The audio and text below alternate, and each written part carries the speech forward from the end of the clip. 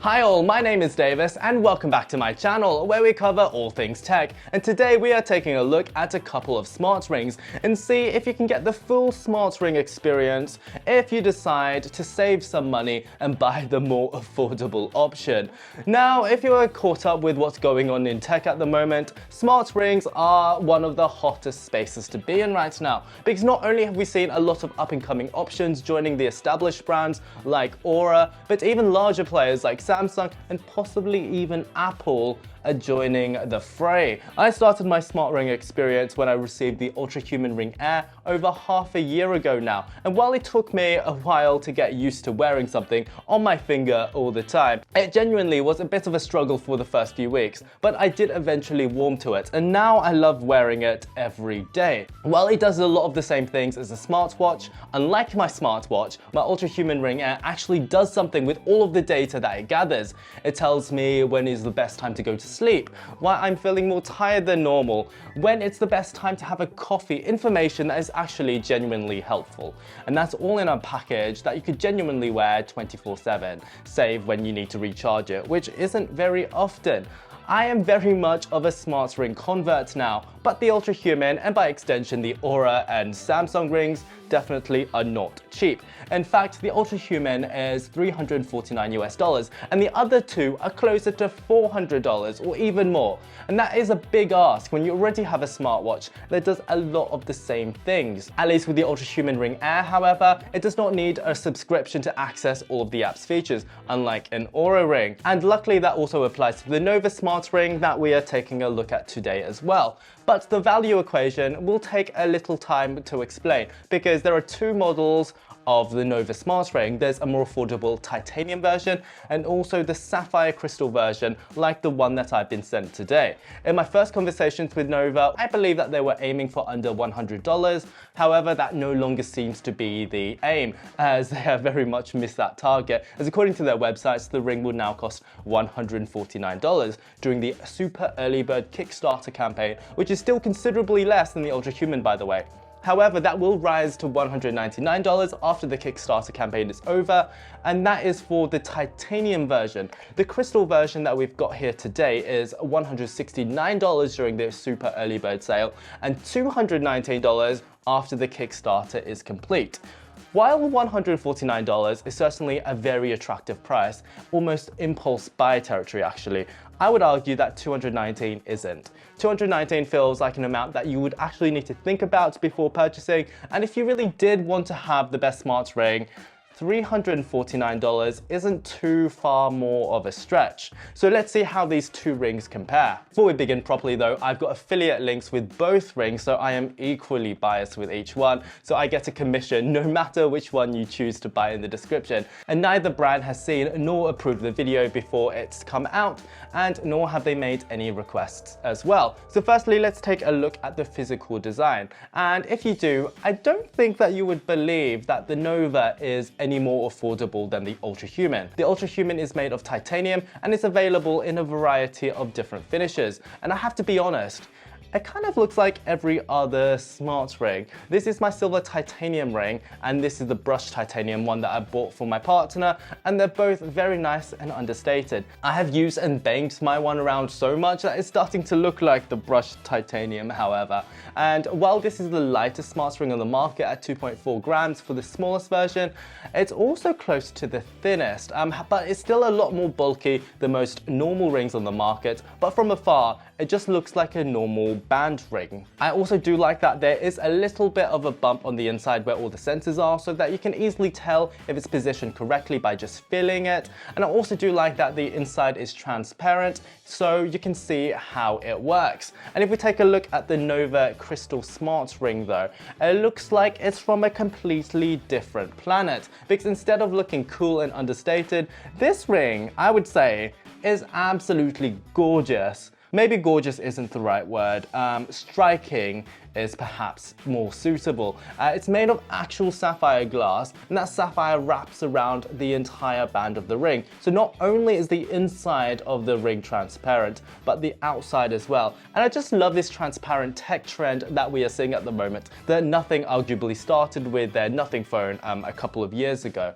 This looks like no other smart ring that I have ever seen nor received. I've received so many compliments for it, and unfortunately I do not have the titanium version of the Nova, so I can't make a more direct comparison with the Ultrahuman, but the physical design of the Nova Crystal is literally otherworldly. Just look at that. I love how see-through it is, and then at night when the sensors come on, like the whole ring glows. It's quite fascinating, really. Unfortunately, however, there's probably a reason why no other smart ring is made of sapphire, because sapphire brings a lot of compromises. Firstly, it's a lot bulkier than the Ultrahuman. Nova claims a weight of 4 grams, which is heavier than even the largest of the Ultrahuman rings.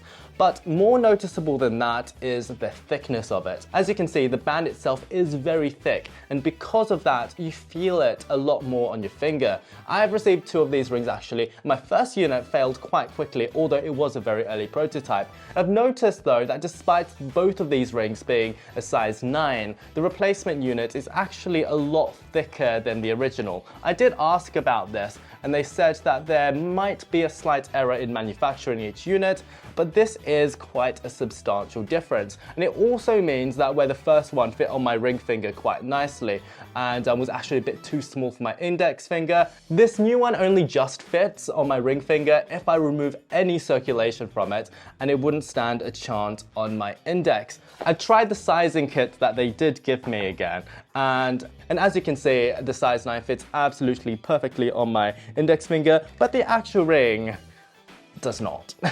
So what is the point of the sizing kit if it doesn't match the rings at all? Anyway, enough ranting. I did have to put myself through quite a bit of pain to make this review, so please do give it a like. And I do have to admit, as I do wear my rings everywhere, I can be quite tough on them. And while my Ultrahuman is a bit scratched, it's very scratched actually. The titanium has held up fairly nicely despite of that. But I'm afraid that both of my Nova Crystals have cracked. The first one cracked on the edge, and I have no idea how that happened. When I'm at the gym, I'm quite careful to make sure that I use lifting straps so that these never come in contact with anything hard and metal. But I was trying to overtake someone recently up an escalator the other day, and I happened to fall over, which was very embarrassing, but I can get past that. Unfortunately though, I did land on my hands, and while I do think that my Ultrahuman might have received a small scratch, there's so many that I can't really confirm. The Nova though, there is a massive crack on it. It still works, don't get me wrong, but was sapphire really an appropriate material for an active smart ring that you are supposed to wear all the time? Even something like Gorilla Glass, while it's less hard than sapphire, is a tiny bit more pliable. It might have been more appropriate for a ring. I do suppose that this crack has affected the water resistance. When not cracked, the Nova is rated up to 5 atmospheres, which should mean that you could swim with it, but the Ultrahuman is rated at 10 atmospheres. Overall though, the Nova is very pretty, but I don't really know if the sapphire version is worth getting. Maybe the titanium version would be better, if not a more boring option. So essentially what I'm saying is that the Ultrahuman is boring but practical, and the Nova is beautiful but big and delicate. But what is actually packed inside these rings? Hardware feature-wise, these are remarkably evenly matched with the vast array of sensors that they have and the features that they allow for. They both have heart rate monitoring, HRV monitoring, sleep tracking, step counting, workout tracking, and detection, stress monitoring, blood oxygen monitoring, and more. But the Ultrahuman adds features like temperature tracking and arterial fibrillation detection in some regions. They also have similar battery life, when new though. My Ultrahuman when new got between 4 to 5 days worth of battery life, which was such a nice amount to have, and that compares quite favorably to the 3 or 4 days of battery life that I'm getting from the Nova. However, my Ultrahuman's battery has degraded a tremendous amount over the past few months to the point where it can only scrape about 1 day's worth. Luckily, they are replacing it, and customer support was amazing. Even so, maybe pay the $2 a month subscription for Ultrahuman X for more support. One bonus honest with the Nova though, and this might be why the water resistance isn't quite as good. It's because instead of inductive charging, it's got a metal contact for charging. To charge it, basically, it magnetically attaches to this charger, and it really is quite elegant. And because it's not inductive, it doesn't get quite as hot as the Ultrahuman, which is good for battery longevity, and also it can charge faster. The Ultrahuman, as you can see, uses this inductive charger, which is quite slow. It takes around 1.5 hours to charge instead of just under an hour for the Nova. And as you can see, my charger has somehow broken. That is not brilliant build quality, I'm afraid. Okay, so now let's talk about one of the main aspects of these rings, the apps. One of the best things about the Ultrahuman is that the app gets consistent updates. It feels like that every month or so, there is a new amazing feature. Like a few months ago, we got stress tracking. This month, we are getting automatic workout detection and things like that. So what you see today is not necessarily the experience that you are going to get in 2 or 3 months. The app changes depending on what time of day it is, but typically you see your movement or sleep at the top, and then you can select each section if you want to see more detail. For example, if we look at movement, we can see a graph, and then we can see the number of steps that I've taken today and so on. We can also see things like my stress levels, my dynamic recovery, and so on. I also love seeing how much sleep debt I am in, and under all that, we've also got different activities like breath work or workouts. And then you've got your individual markers like heart rate, VO2 max, and so on. You also get little messages and notifications throughout the day, which I love, like you got more sleep last night than the previous night, keep up the good work. And there's also another new feature called Power Plugs, which allows you to track specific things like your vitamin D, your caffeine window, pregnancy, or even more specific ones like arterial fibrillation. Some of these cost a little bit of money, but with this ring, you can just get the information that you need, and I just love how it adapts. Overall, I adore the Ultrahuman app. On the surface, the Nova app is quite similar. It even looks very close. Firstly, I love the insights at the top of the page. It gives AI-generated suggestions of what to do, and it's something that's quite nice to read every day. These AI-generated insights are further expanded on the second page, where it summarizes all the information that it gets, and I think that's quite cool and smart to do so. I even like how you can fill out a quick questionnaire about your day to provide further insight in the section called Daily Tag. Back on the first page though, it works basically the same way as the Ultrahuman app. You've got your summarized activity, recovery, sleep, and such at the top, which you can expand. And underneath that, you can see your individual markers like your heart rate, and you can actually get on-demand blood oxygen here, unlike the Ultrahuman, which does it automatically. And I think that's quite cool. I feel like that this app is genuinely nicer to use and better laid out than the Ultrahumans. It is less cluttered and it gives you all the information that you need. While it is improving, it feels like a bit of a beta product and just needs a bit more time to fill out, but it's not a bad start at all. However, there is one problem that I've had with both of my Nova Ring samples, and it might be a deal breaker for you because it is for me. It just isn't the most reliable thing. This has happened on and off with both units that I've had. That's why this took so long to make this review, because I was going to give this ring the benefit of the doubt. These rings will just randomly, suddenly shut themselves off.